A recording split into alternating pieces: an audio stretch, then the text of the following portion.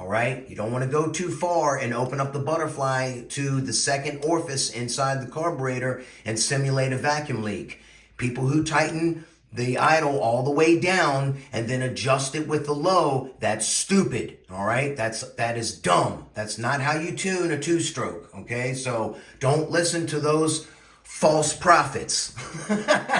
All right, guys, so stick with me and I'm gonna steer you guys in the right direction. All right, I'm not gonna teach you guys every single bit of my tuning skills, but I'm gonna show you the basics so that you can get out there and have a good time and have fun.